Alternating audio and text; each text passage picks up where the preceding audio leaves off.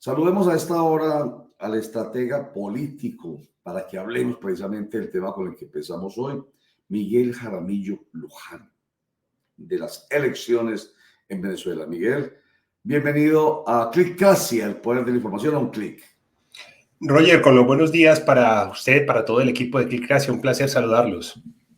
Muchas gracias, Miguel, qué bueno que esté con nosotros nuevamente. Bueno, de una vez, sin ambajes, ¿qué piensa usted de lo acontecido ayer en Venezuela?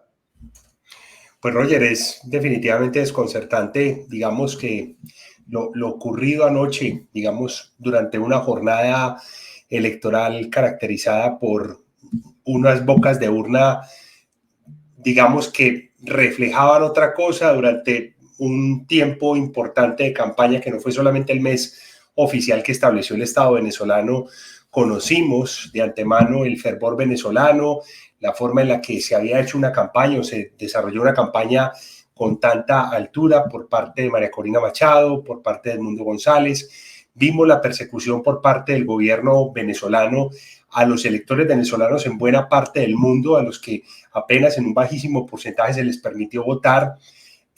Vimos también la forma a través de la cual se manipuló el tarjetón y se llevó a una caricatura de un tarjetón electoral, porque no nos podemos decir mentiras, se puede manipular todo lo que quiera, pero no es normal tener un tarjetón donde se repite la cara de una misma persona en la parte superior de izquierda a derecha, cuando se sabe que la ubicación es superior en ambos extremos, es privilegiada para cualquier candidato, y luego en los siguientes segmentos se confunden los rostros para que las personas de una u otra manera marquen aleatoriamente. Entonces yo creo que son una cantidad de irregularidades. Luego llega casi que la medianoche exactamente, la diferencia se da por 51%, exactamente. La suma de todas las votaciones da 132% cuando debió haber dado 100%. No entregan el 80% de las actas. Se habla de un supuesto ataque terrorista, un adjetivo demasiado, digamos, elevado para una situación de un ciberataque que lo puede padecer cualquier tipo de sistema. Durante el día varios líderes o varias personas de tendencia ideológica afín a Maduro habían hablado de la eficiencia y de lo evolucionado que era el sistema electoral. Vio usted lo que pasó con muchos observadores internacionales que habitualmente en las elecciones de Ecuador, Perú, Colombia y muchos países suelen entrar cualquier cantidad de observadores electorales más allá de su tendencia, más allá de si les gusta o no les gusta el gobierno. Entonces yo creo que es una cantidad de dudas que son realmente alarmantes. Ayer estuve viendo sobre la medianoche el discurso ahí cerca de Miraflores digamos, de Nicolás Maduro, también obviamente la reacción de María Corina Machado y del mundo. Yo creo que este es un tema que tiene un largo y un ancho que no se agota en lo electoral, que habitualmente hay un resultado electoral que los perdedores aceptan, que el mundo acepta y que ya se espera la posesión, pero creo que esta historia en Venezuela, al menos para este proceso electoral, no terminó en la madrugada de hoy. Hola Miguel, un saludo muy especial. Sí señor, un sinnúmero de dudas que genera obviamente estas elecciones, unas elecciones sin observadores internacionales, sin observadores nacionales, una oposición buscando ingresar al CNE, buscando garantías frente a sus elecciones, una María Corina Machado diciendo que en sus manos tiene las actas donde el 70% votaban por su candidato, pero hay que decir aquí en todo el contexto, Miguel, cuál es el impacto que genera que hoy la mayoría de los países del mundo, exceptuando Rusia y China, que hoy han manifestado el apoyo al presidente reelecto, cuál es el impacto del mundo que hoy la mayoría de los presidentes no reconozcan a Nicolás Maduro como el nuevo presidente de Venezuela. ¿Eso tiene algún impacto económico? ¿Va a tener algún impacto, obviamente, dentro de todo el proceso venezolano? ¿Cuál es el análisis que se hace frente a que hoy la gente no quiera reconocer a Nicolás Maduro como el nuevo mandatario de los venezolanos? Oscar, ahí hay dos adjetivos muy importantes en términos de gobierno, que son la legitimidad y la gobernabilidad. Lo primero es que la legitimidad está afectada desde el proceso mismo, desde lo ocurrido en 2012, desde lo ocurrido en 2019 y lo que ocurre hoy en 2024. cada sexenio allí en Venezuela, sobre todo en los últimos 2, 3 procesos, pues siempre ha habido ese manto de dudas. Sin embargo, esta vez el tema ha generado un movimiento ciudadano muy fuerte y un movimiento internacional donde están incluso integrados gobiernos de izquierda que no han aceptado esto. Caso importante, el de Luis Ignacio Lula da Silva, presidente brasilero; caso importante, el de Gabriel Boric, presidente chileno. Mutismo de otros gobiernos de izquierda, solidaridad de gobiernos también de extrema izquierda y que además también son tiranos, como el de Nicaragua. Es, digamos, de una u otra manera un tema que afecta la legitimidad de la elección, primero que todo, y segundo, afecta la gobernabilidad, que es la capacidad que puede tener un gobernante para poder cumplir con la voluntad popular, para poder hacer cumplir la Constitución Nacional, sobre todo en medio de un panorama tan complejo de movilización colectiva. Porque fíjese usted que en 2019, cuando ganó Juan Guaidó, o también cuando, Maduro derrota por primera vez a la oposición, se dan procesos donde no hay una movilización colectiva tan grande, donde incluso el oficialismo venezolano sabía fracturar la oposición, pero en este caso hay una plataforma, que es la Plataforma Unitaria Democrática, que de una u otra manera se ha cohesionado más con bases populares y no tanto con bases de partido, lo cual genera una nueva tendencia hoy en el mundo que de una u otra forma plantea el hecho de que la gente quiere o que se ha sumado sectores colectivos y comunitarios, lo cual de una u otra manera yo creo que deja muy en entredicho esta situación. Además, que me parece incendiario, me parece provocador el discurso de Nicolás Maduro anoche, esas imágenes que estamos viendo ahí en pantalla, allí en Miraflores. Me parece que de una u otra manera es provocador, es incendiario, desconoce, se adelanta a van a decir fraude, se adelanta a que fue un ataque terrorista, por eso no entregaron las actas. A esta altura, según el reporte 5:30 de la mañana, era solamente el 37% de las actas el que se ha entregado. Entonces yo creo que se afecta efectivamente la legitimidad de la elección y obviamente la gobernabilidad. Todo esto con los efectos económicos, todo esto con los efectos de relacionamiento que al que más afectan es a Venezuela como país y obviamente a los ciudadanos venezolanos. Miguel, buen día, cordial saludo. Venezuela tiene un poquito más de 28 millones de habitantes, 28.3 más o menos. Y de acuerdo con los resultados de ayer de su autoridad electoral, los votos no pasaron de 10 millones en total, es decir, solamente votaron 30% de los ciudadanos más o menos, un poquito más.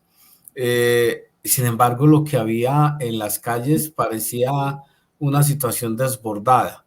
Yo no sé, ¿cuál es la impresión que le da a usted ese tema de unas cifras tan bajas frente al fervor que se vivió en las calles previo a este resultado?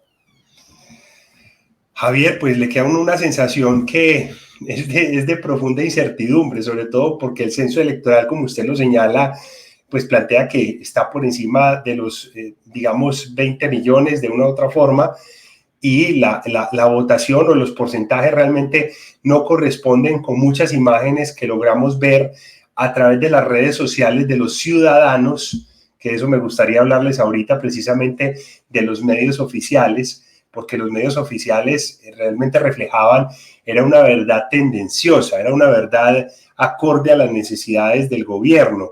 Pero lo que uno veía por las redes ciudadanas, por ese periodismo ciudadano, por esa evidencia que se daba desde Pichincha, desde Maracaibo, desde San Cristóbal, desde Puerto Ordaz, Los Teques, Caracas, era afluencia masiva.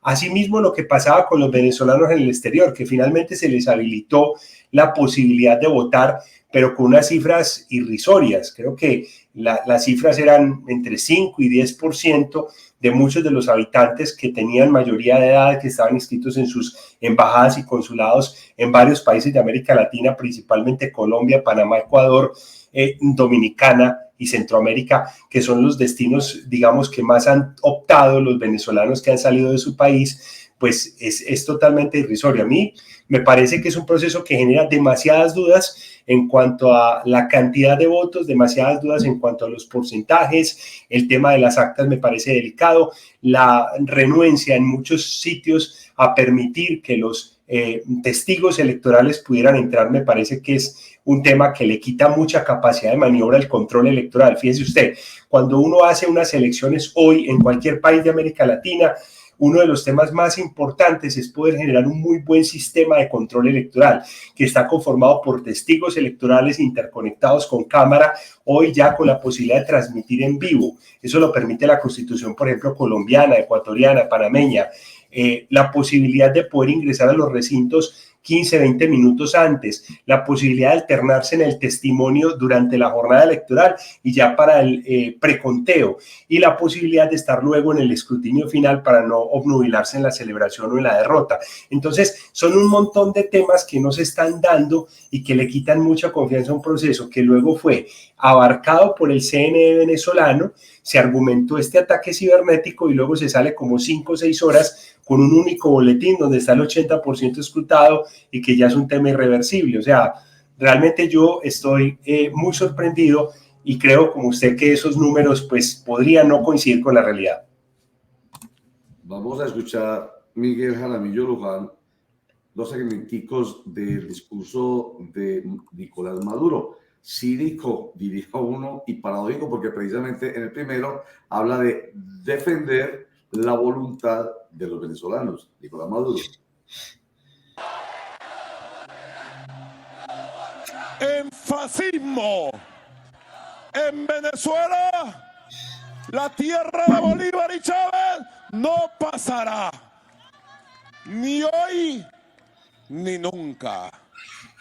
No nacimos el día de los cobardes, de los tibios, de los timoratos. Nacimos el día en que la luz del Libertador parió esta patria, patria de valentía, de coraje. Mi primer pensamiento es al Padre Creador. Oh Dios que estás en los cielos, santificado sea tu nombre. Gracias por darle este triunfo a este pueblo que se lo merece después de tanto sacrificio, resistencia y lucha. Es el triunfo de la paz, de la estabilidad, del ideal republicano. Es el triunfo de las ideas de la igualdad. Y también tengo que decir que ayer estuvimos entregando ofrenda por el cumpleaños número 70 a nuestro comandante Hugo Chávez. Y este comandante Hugo Chávez es tu triunfo. Este pueblo jamás te ha fallado. ¡Que viva Chávez! Bueno, Miguel, y de una vez, pues porque precisamente esos discursos dan para que usted nos comente lo otro que parece también cínico, paradójico. Habla de la defensa de la Constitución en ese discurso del triunfo Nicolás Maduro. Roger, sí, es. En Venezuela hay Constitución, como la ley de todos. En Venezuela hay instituciones. El Consejo Nacional Electoral es el poder electoral de la nación. Fue una idea de Bolívar en la Constitución de 1826, en la fundación de Bolivia, que Chávez retomó. Muy temprano conocimos de su idea. Y en la Asamblea Nacional Constituyente del 99, Venezuela fundó para su nueva democracia participativa y protagónica un poder electoral que tiene un sistema electoral de altísimo nivel de confianza, seguridad, transparencia. 16 auditorías se le hacen. Díganme en qué país se hace una auditoría al sistema electoral. No quiero nombrar países hoy, solamente lo dejo para su reflexión. Pero ¿en qué país se revisa el sistema electoral? Miguel Jaramillo, pues su comentario respecto de esas palabras, yo ya lo califiqué, me da como pena y todo, pero pues uno conociendo realmente el proceso objetivamente, pues a uno le parece circo. Sí, Roger, yo creo que no hay otra palabra en la mañana de hoy para llamarlo que son estas palabras y lo que es este excesivo cinismo, hablar de control, digamos, o de auditoría al sistema electoral venezolano, hablar de que se trata de un sistema transparente, incluso el permanente contraste con otros sistemas electorales de América Latina, que no son perfectos ninguno, que a propósito, hay que decirlo, por el conocimiento en América Latina, el colombiano con sus defectos es bueno, funciona bien, funciona de manera eficiente, pero digamos que llamarlo garantista o al menos dar la sensación de que es garantista es absolutamente cínico. Sin embargo, recuerde usted que estamos hablando de un líder populista que está allí junto a su fanaticada que es una fanaticada altamente dependiente del Estado, de subsidios, y que de una u otra manera en su zona de confort, como lo hemos visto reflejado en el estilo de vida, lamentablemente, de muchos de los venezolanos que han llegado a Colombia,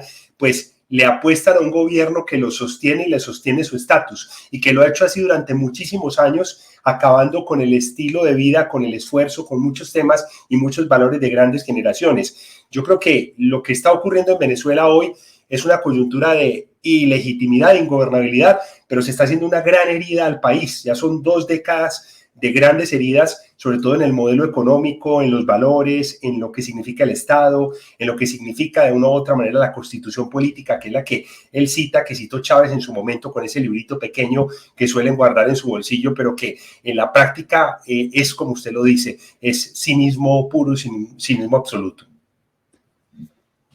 Miguel, usted habla de un tema fundamental y es obviamente lo que habla Nicolás Maduro, que creo que no se cumple, pues hablar de veedurías, hablar de una auditoría a las elecciones, pues es irrisorio, es una cosa increíble.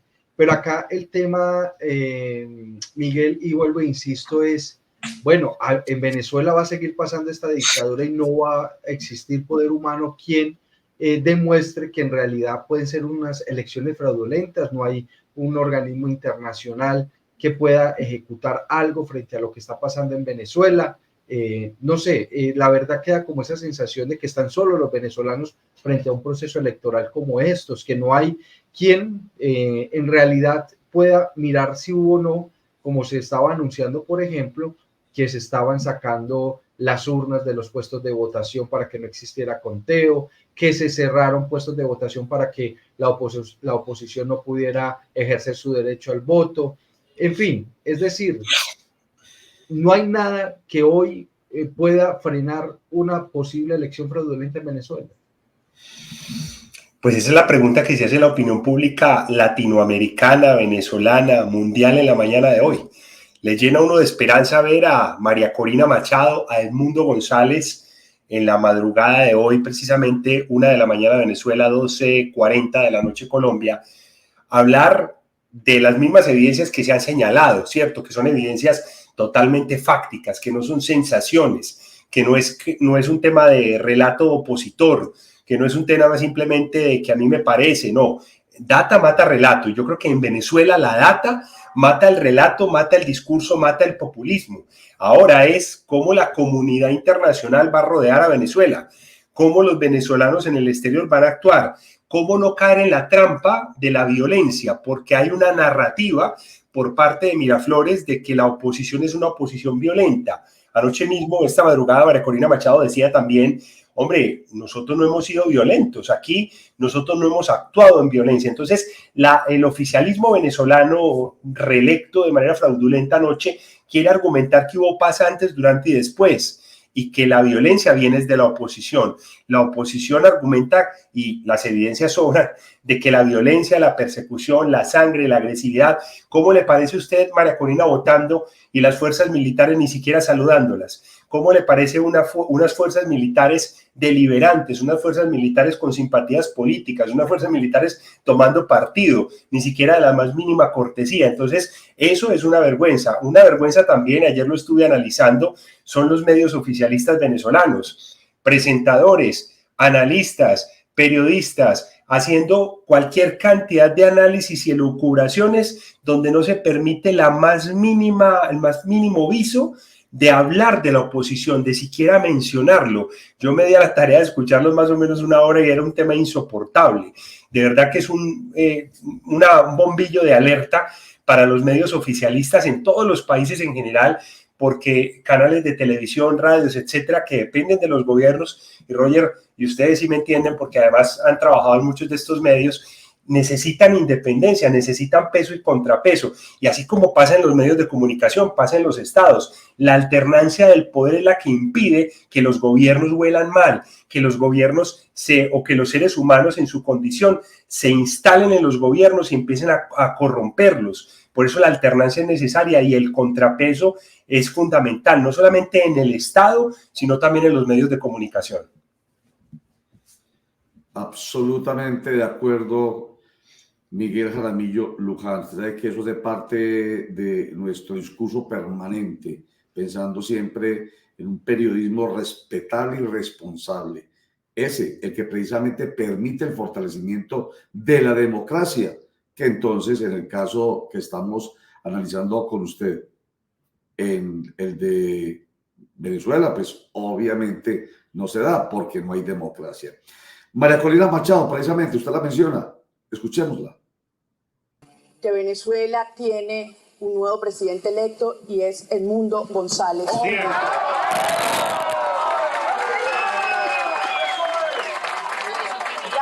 Ganamos y todo el mundo lo sabe. Todo el mundo lo sabe. Quiero que sepan que esto ha sido algo tan abrumador, tan grande, que hemos ganado en todos los sectores del país, en todos los estratos del país, en todos los estados del país, en todos. Ganamos. Y todos los que estamos aquí, el mundo entero, lo vimos en las calles.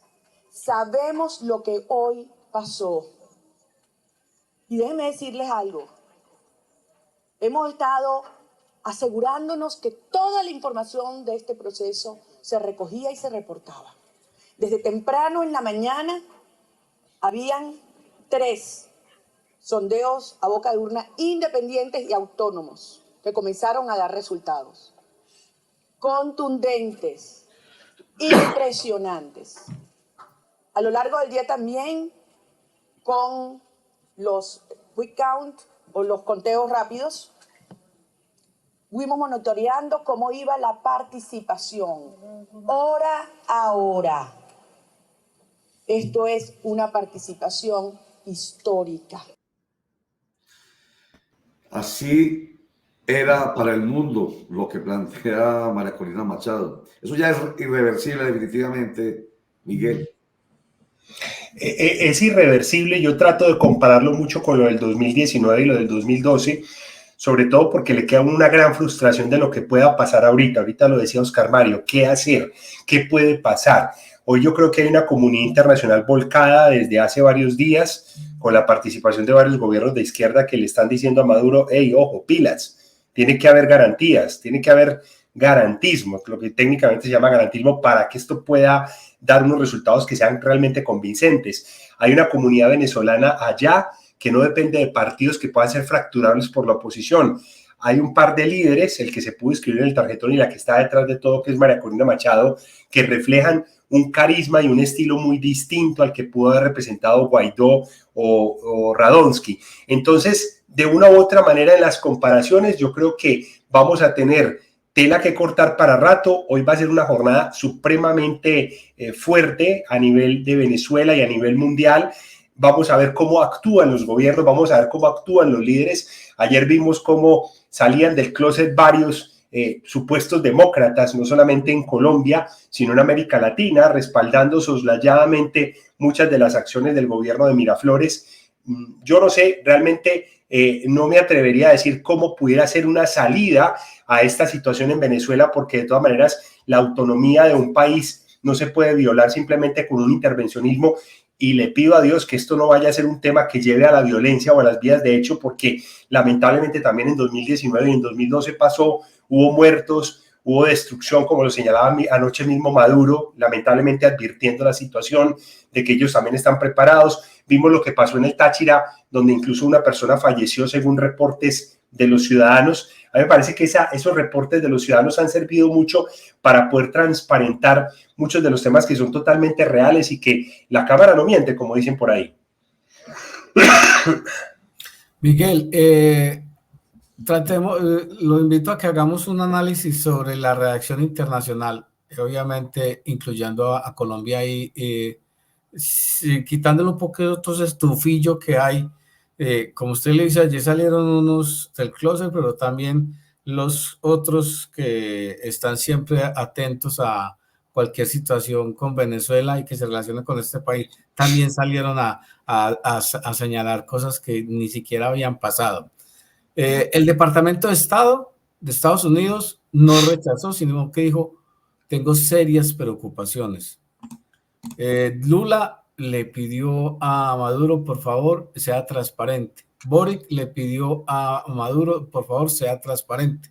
El canciller colombiano, Luis Guillermo Murillo, le pidió a Maduro, por favor, sea transparente y permita que los venezolanos hagan el escrutinio como se debe ser. Es decir, hay una gran diferencia entre lo otro. Por ejemplo, el primero que salió a respaldar lo que yo creo que es una de las mamparas en las que se escuda Maduro es Putin. De inmediato lo felicitó, dijo que siempre será bienvenido a suelo ruso. ¿Cómo analiza usted estas reacciones sobre el tema y cómo hoy queda Venezuela en el ámbito no solamente latinoamericano, americano, sino mundial? Javier, sí, yo creo que cada país actúa o reacciona de acuerdo con digamos, sus propios intereses. Yo diría que sus propios intereses geoestratégicos. Yo creo que aquí no hay tanto un tema de militancia política, sino de un interés geoestratégico. Mire usted que la relación fronteriza y la relación comercial con Brasil de hace 6 años, de hace 12 años, se ha transformado muchísimo. Uno era el Brasil de Jair Bolsonaro, otro es el Brasil hoy de Lula da Silva. Y vemos a un Lula da Silva que le reclama a Petro que haya transparencia, que haya garantías dentro de una posición políticamente correcta. Sin embargo, no hay un respaldo tan fuerte como el que puede tener Managua o el gobierno de Nicaragua por la dependencia, un respaldo tan fuerte como el que puede tener Cuba por la dependencia económica. A mí no me gusta mucho enredarme tanto en las simpatías o los amores u odios, aunque tengo mi posición como ciudadano, creo como analista que este es un tema que se define más que todo desde lo geoestratégico, y eso geoestratégico está centrado fundamentalmente por el dominio territorial y por el dominio comercial, industrial, económico que exista. Venezuela, a pesar de las debilidades que tiene hoy como país, de lo que ocurría hace 20 o 30 años, con una de las economías más fuertes, no solamente de América Latina, sino del mundo, con un estado con tanta riqueza como consecuencia del petróleo, y también por esa zona de confort en la que entró el país y lo que ocurrió en 1999 con Carlos Andrés Pérez y con un fenómeno electoral como el del entonces comandante Chávez, pues hoy genera unas relaciones con el mundo que quizá no están caracterizadas por una abundancia de recursos como la que hubo en su momento con Hugo Chávez. Recuerde usted con Venezuela, con Evo Morales, con el mismo Cuba, con México, pero yo sí creo que hoy el mundo es un gran protagonista, y la forma, no solamente en que estos mensajes políticamente correctos lleguen o se mencionen por Twitter, sino la forma en la que haya mecanismos efectivos vía OEA, vía ONU, vía organizaciones internacionales frente a esta situación, es la forma en la que la oposición podrá tener el respaldo para que se logre lo que objetivamente debería ocurrir, y es que haya una veeduría, haya una auditoría a esas actas, a esa boca de urna y a lo que ocurrió ayer en Venezuela. Veo que es un tema muy complejo que ocurra, pero no va a ocurrir por una sola golondrina. Es decir, un solo país o un grupo de países que lo hagan no lo va a lograr. Tiene que haber un bloque internacional que respalde algún tipo de iniciativa y eso haga presión. A mí el comunicado de la Cancillería venezolana, 1 hora y media antes de dar a conocer los resultados, argumentando la presión internacional y calificándola con unos adjetivos muy fuertes, incluso mencionando los nombres de algunos expresidentes, me parece que es fuerte y denota que la presión de una u otra manera se quiso responder. Eso también habla de que la presión está haciendo el efecto. Como usted, pienso que algunos trataron o tratan siempre de pescar en río revuelto hablando de cosas que no son, pero son cosas que le quitan objetividad al proceso. Aquí no estamos hablando de que nos guste o no nos guste Maduro o que nos simpatice o no la revolución bolivariana. Estamos hablando de que haya transparencia en el proceso electoral que tuvo ayer el país hermano.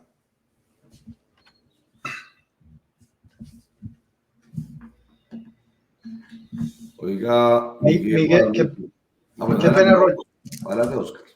Qué pena. Miguel, uno escuchar a la oposición, inclusive a varios mandatarios del mundo, pedir una intervención de las fuerzas del Estado para que hagan respetar la democracia, para que en realidad sea el presidente para los que ellos consideran que es el presidente hoy, que es supuestamente el de la oposición. ¿Es llamar a un golpe de Estado? ¿Se puede definir como llamar a un golpe de Estado? ¿Es decir, llamar a una revolución ciudadana? ¿Cómo podemos catalogar o cómo podemos hacer el análisis frente a este llamado que hoy se viene haciendo, Miguel? Oscar, es que la línea es muy delgada en la narrativa y el discurso, tanto el emitido por Nicolás Maduro anoche en ese discurso de la victoria, como el emitido desde la central, digamos, del partido, de esa plataforma democrática, tanto por María Corina Machado como por Edmundo González. La línea es muy delgada, la violencia. ¿Hay paz o no hay paz?, dice Maduro. Nos tildan de violentos, dice María Corina, y esto ha sido una forma pacífica de decir que no estamos de acuerdo con Miraflores. La gran línea delgada es esa, porque digamos que muchos hablan hoy de tomar las armas, muchos hablan hoy de una salida violenta para sacar a Maduro, muchos hablan, pero la autodeterminación que versa en la Constitución política venezolana debería llevar a que debe ser el pueblo venezolano el que resuelva este intríngulis, el que resuelva esta disyuntiva. Y es difícil resolverlo cuando hay un gobierno que acapara los 3 ramas del poder público, la organización electoral, los tribunales de justicia, la policía, el ejército, cuando hay una posición tan plenipotenciaria y no hay tantos pesos y contrapesos. De ahí que el llamado que hace María Corina Machado, Edmundo González y varios dirigentes políticos como Guaidó y compañía al ejército venezolano cobre gran relevancia. ¿Reaccionará el ejército venezolano a pedirle al gobierno civil algún tipo de respuesta o estará totalmente cooptado ese ejército y protegido, digamos, de alguna manera o coercionado para no actuar en defensa de lo que piden la oposición? ¿Cómo reaccionará durante el día de hoy el ejército y las Fuerzas Armadas venezolanas? A mí ayer el tema del no saludo a María Corina y verlos como fuerzas deliberantes, además de ciertas declaraciones de militares venezolanos, me genera muchísimas dudas en esa reacción. Yo no creo que por ahí pueda venir la solución. Miguel, vamos a mirar cifras según Exit Poll, que son las que el mundo conocía hasta ayer muy tarde, las mismas que mencionaba María Corina Machado hace un instante. Veámoslas ahí en pantalla. Edmundo González, 65% todo el día y hasta muy tarde, vuelvo y digo, las diferencias eran absolutamente claras y se hablaba de más de 8 millones de votos por ese 65% de Edmundo González, pues doblando a Nicolás Maduro con un 31% y de ahí para abajo. Entonces es demasiado doloroso para quienes pensaron que había llegado vía democrática la posibilidad del cambio en Venezuela. Y entonces piensa uno, yo por lo menos recuerdo el año 70 en Colombia, cuando con el fraude que se produjo en torno al triunfo del presidente entonces Pastrana, Misael Pastrana Borrero, frente al que hasta muy tarde era el triunfo del general Rojas Pinilla y que dio lugar, recordemos, 19 de abril al movimiento M19. Venezuela no tiene esa tradición, la tradición subversiva, la tradición de las armas en contra del statu quo. Pero lo que estábamos pensando era lo último que usted estaba mencionando, pues por lo menos que fuera tan evidente que las mismas Fuerzas Armadas con las que respaldan los gobiernos o las dictaduras, como se quiera, pues reaccionaran. Pero es absolutamente difícil. Y como usted dice que desde afuera no hay intromisión y no puede haber intromisión, entonces quedar con el dolor, quedar con la tristeza, quedar con la impotencia de que hubo definitivamente un fraude según esas cifras. Quedar con la tristeza, pero también creo que hoy la clave está en qué tan pacífico sea el movimiento de María Corina Machado, Edmundo González y quienes se han solidarizado de una u otra manera con la petición de que haya transparencia. Quedan en manos de ellos la boca de urna que usted mostraba ahorita, quedan en manos de ellos las actas que están recogiendo los testigos electorales. María Corina Machado ha invitado precisamente en ese mensaje pacifista a vamos en familia a los puestos de votación y no nos movamos de los puestos de votación. Las próximas horas van a ser decisivas para, digamos, consolidar el anuncio que hizo ayer el Consejo Nacional Electoral o de una u otra manera que aparezcan evidencias de que hubo tal situación de fraude y que aparezcan esas evidencias va a ser clave para que pueda florecer muchas de estas versiones o por el contrario se viene un semestre que va a ser supremamente tensionante y fuerte y esperemos que esto no desencadene situaciones violentas, muertos y víctimas pues a muchos niveles como lamentablemente ha ocurrido en otras oportunidades en Venezuela. Ahí está la imagen esa, la que usted mencionaba, exactamente, María Corina ingresando al puesto de votación. Vamos a repetirlo, miremosla. Pues es absolutamente claro que pues hay se nos fue, pero iba a ver la forma en cómo la cierran, ¿sí? Para que ante los ojos de las cámaras y del mundo pues no haya ninguna imagen de María Corina. Entonces, ahí uno siente que no hay nada que hacer frente a otra cosa diferente a que haya una voluntad distinta del pueblo, pero no sabe uno cómo, si hay tanta posibilidad de fraude y nada más que hacer. Oiga, Miguel, un comentario. Ese montón de gente que uno ve gritando y vibrando con Chávez, usted lo dijo ahorita cuando hablaba del discurso populista, que es ese que pone a un sector muy grande del pueblo en contra de o a favor de. ¿Cómo es que logra ser convencido, siendo tan evidente lo que está pasando en esa que es conocida, sin eufemismos, como una dictadura, como un régimen? ¿Por qué tanta gente vibra? ¿Por qué tanta gente supuestamente votó por la continuación después de 25 años de ese régimen? Miguel. Digamos, Roger, de una u otra manera, digamos que yo lo defino, como lo mencionaba ahorita, existe un amplio sector del pueblo venezolano que tiene una alta dependencia del gobierno y del Estado. Ese sector de clase media baja y mucho sector de los entornos de la revolución bolivariana han recibido provisiones en alimentación, han recibido provisiones en educación, en salud, que les han facilitado el hecho de no tenerse que esforzar tanto por conseguir su sustento de manera cotidiana. Hay una altísima dependencia del Estado. Esa alta dependencia del Estado hace que de una u otra manera haya un acercamiento, una relación distinta con el líder político, donde también hay altos niveles de adoctrinamiento. Anoche, precisamente, Chávez hablaba de que había que profundizar la revolución, Nicolás Maduro, muy al estilo Chávez, de que había que intervenir los entornos educativos, de que había que mandar un mensaje que no fuera el de las redes sociales. Estamos hablando casi que muy al estilo de Irán, Irak, de la China, de coartar de que haya acceso a información plural, donde los ciudadanos se puedan informar de cosas distintas, pensar distinto y no tragar entero, sino tragar doctrina, tragar relato, tragar emociones, tragar una versión de la realidad. Mire usted que hoy estamos frente a una versión de la realidad.